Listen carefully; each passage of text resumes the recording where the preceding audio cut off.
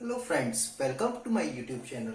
Friends, today we are going to discuss design process of muff coupling, also called as sleeve coupling or box coupling. First of all, let us understand the construction of muff coupling. See this figure. It has a sleeve which is a form of a hollow cylinder. This is the sleeve. Okay, which is fitted over the end of input shaft and output shaft by means of shunt key. This is the key, that is the shunt key. Torque is being transmitted from input shaft to sleeve and from sleeve to the output shaft by the means of this shunt key. Now we will discuss the design process in detail. The first step in the design process of muff coupling is the selection of the material for the shaft, for the key and for the sleeve. Generally, plain carbon steel is selected as the shaft material and the key material, and grey cast iron is selected as the sleeve material. So I am selecting 30C8 for example for the shaft material and 40C8, suppose the material of the key is 40C8 plain carbon steel, and for the sleeve it is FG200, that is grey cast iron. Now go to your data book and see the yield strength in tension for the shaft having material 30C8. For 30C8, the yield strength in tension is 400 Newton per mm square. So you have to look into your design data book corresponding to 30C8, that is the shaft material, the value of yield strength in tension. Similarly, for the key material, you have to find out the value of the yield strength in tension, which is equal to 380 Newton per mm square. I have taken it from the data book corresponding to 40C8, the key material, and the FG200 have ultimate tensile strength as 200 Newton per mm square. You have to look into your data book for this. So first step is the selection of the shaft, key and sleeve material, and correspondingly you have to write down the yield strength in tension for the shaft and for the key material and ultimate tensile strength for the sleeve material. Now let us come to the second step. In the second step we will find out the permissible stress values for the shaft material, for the key material and for the sleeve material. Now sigma T here denote the permissible tensile strength, sigma C denote the permissible compressive strength, and tau denotes the permissible shear stress. Now for the shaft material, this can be calculated, sigma T, that is the permissible tensile strength, can be calculated by putting the value of yield strength in tension for the shaft material in all these expressions. You can calculate the value of sigma T, sigma C and tau, because all depend on yield strength in tension, yield strength in tension.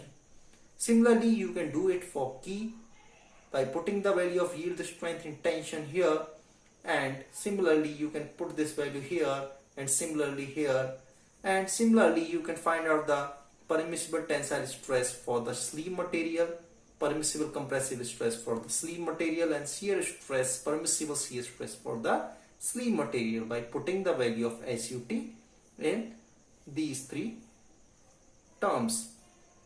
Here Fs is the factor of safety, and the factor of safety can be taken as 4 for the shaft material in all the cases here, and for the key it can be taken as 4 here also, and for the sleeve it can be taken as 4. In all the cases we will take the factor of safety as 4. So we can find out the value of permissible shear stress for the shaft, key and sleeve in tension, compression and shear. Now let us go to the next step. The next step is the diameter of the shaft calculation. Now the diameter of shaft can be calculated very easily by using this formula, that is the power is equal to 2 pi nt divided by 60. Generally in question power is given to us and the RPM of the shaft denoted by capital N is also given to us. So we can calculate the value of T, that is the torque acting over the shaft. And once the value of T is calculated, we will put this value of T over here in this expression for the shear stress acting on the shaft can be given by this particular expression, and using the value of torque obtained from this expression into this expression, we can find out the value of diameter of shaft by putting the value of tau s is equal to permissible shear stress for the shaft material, which can be taken from here. That is the tau s value can be taken from here. This is the tau s value you have to put along with factor of safety into this expression, and torque we have calculated in the earlier discussion. So we can find out the value of diameter of the shaft very easily, okay, by putting this value and this value. Now D, the diameter of the shaft, is calculated in the step number 3. Now in the step number 4, what we have to do, we have to find out the dimension of the sleeve. Okay, so to calculate the dimension of the sleeve, you have to use the empirical relations that are given in the design data books. So you have to look into your data book, and in your data book the diameter of the sleeve, this capital diameter D of the sleeve outside diameter, is given as the function of diameter of the shaft small d as calculated in step number 3. Okay, so you have to put here the value of D and you will get the diameter, outer diameter of this sleeve, that is capital D. And the next thing is the length of this sleeve. This is the length of the sleeve. Okay, so you can find out the length of the sleeve by putting using the empirical relation, which is equal to 3.5 D, available on all data book. So you can find out the value of length of the sleeve and outer diameter of the sleeve, which depend upon the diameter of the shaft. So this was the step number 4. Now we have calculated the dimension of the sleeve. So step number 4, in step number 4 we have calculated the dimension of the sleeve. Now in the next step we will calculate the dimension of the key. Okay, now I am rubbing this, and in step number 5 I am not rubbing this because this will be used in the later part of the design process. So this table will remain here, and we are now going to step number 5. In step number 5, dimension of key are calculated. So how to calculate the dimension of the key? We have already calculated the value of diameter of the shaft in step number 3. So diameter of shaft is known to us from the step number 3. So using the diameter of the shaft, you have to go into your design data book and you have to search for this table for the shank key, and in this table D denotes the diameter shaft here, and B is the width of the key, and H is the height of the key, and DT is the depth of the key. So you have to search for the range of the diameter. Suppose my diameter of shaft is lying somewhere between 17 to 22 mm. That is, suppose my diameter of shaft as obtained from step number 3 is suppose 20 mm. Now 20 mm will lie somewhere here. So I will choose my dimension of key as 6 into 6 corresponding to this range and 3.5 mm. So the dimension of the key corresponding to the diameter of shaft 20 mm are width is equal to 6 mm, height is equal to 6 mm, and depth of the key is equal to 3.5 mm. So once we have calculated the dimension of the key, the next step is the calculation of the length of the key. The length of the key is given using the empirical relation, which is valid in case of all keys as 1.5 D, where D is the diameter of the shaft and L is the length of the key. So you can calculate the length of the key using the diameter of shaft which was calculated in the step number 3. So the dimension of the key is calculated by us. Now the last step is the checking for the failure of the sleeve and checking for the failure of the key. Now this table will be used in the checking of shear failure and crushing and shear failure of the sleeve and key. So first of all we will check the failure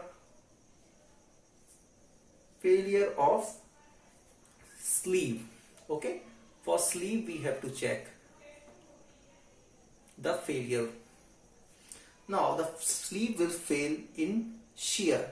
A torsional loading will be applicable on the sleeve due to the turning movement. So the torsional shear stress produced in the sleeve is given as tau s is equal to T into R by J, where T is the torque acting over this shaft.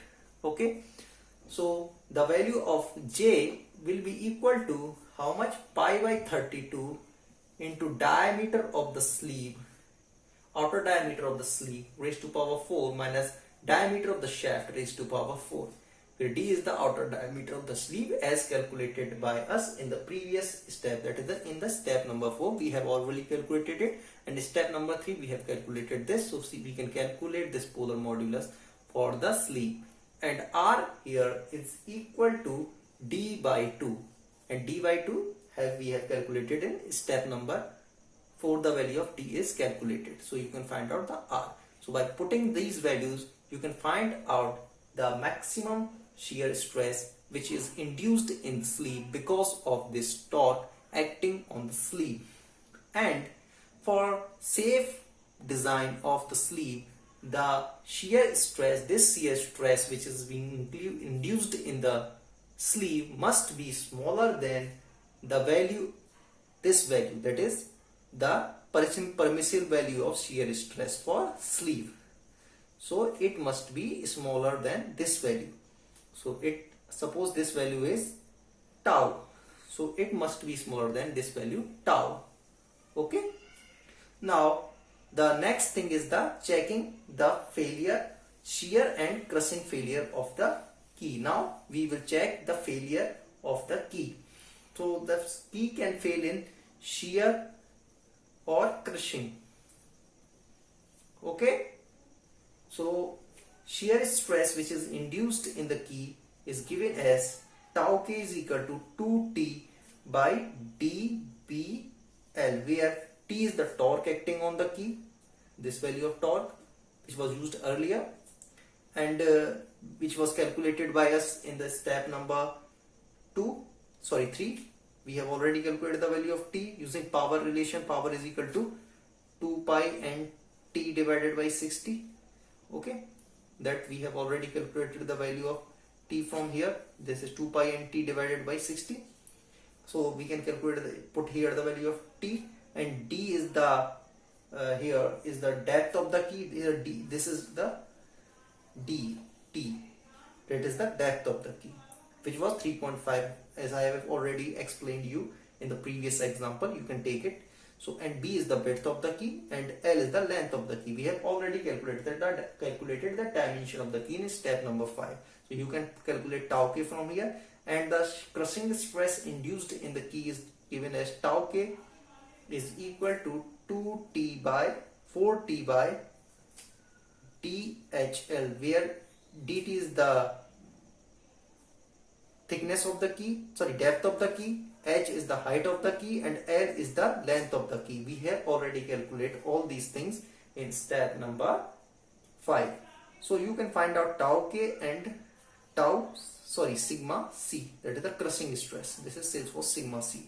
So now you have to check these value for the key, because these are things which we have calculated for the key, because we are checking for the failure of the key in shear and crushing. So this you have to compare with this value for the key, that is this value, that is the permissible shear stress for the key material, and this sigma c you have to compare with this value, that is the permissible value of crushing stress for the key material. And for the safe design, this tau k must be smaller than this value, that is this value, and that sigma c obtained here must be smaller than this value. Okay, this value for the key sigma c for the same design. So this was all for today's video, and friend, if you like my video, you can subscribe to my channel and also press the bell icon for the notification of the upcoming videos. Also friend, you can find all the videos related to the various design of various component in the machine design.